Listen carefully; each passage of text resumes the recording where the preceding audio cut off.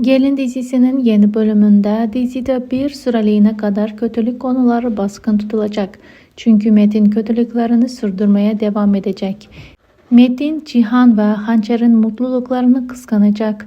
Hatta Metin Devaloğlu mirası için Sinem'i yeniden hamile bırakmaya karar verecek. Mukadder ise Hançer'in bebeği doğar doğmaz ona karşı yeniden kötü bir kadına dönüşüp Hançer'i her gün dövecek ya da Esma hakkındaki gerçekleri ortaya çıktığında Hançer'e Mukadder kötü davranmaya başlayacak. Bu nedenle de Mukadder Hançer'e kötülüklerde bulunacak. Tabi bu süreçte Sıla ise Hançer'in kardeş oldukları da otomatikman ortaya çıkmış bulunacak. Yani Hançer şok üstüne şok geçirecek. Ama Cihan'ın varlığı Hançer ve bebeğini her zaman koruyacak. Çünkü Cihan her zaman Hançer'in destekçisi olacak.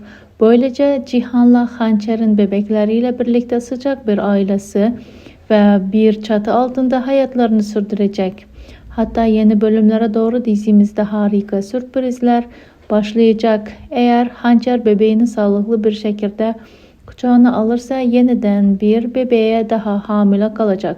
Çünkü dizimizin senaristi herkese bir sürprizlerde bulunuyor ve Hançer'le Cihan'ın ikinci bebekleri dünyaya gelecek.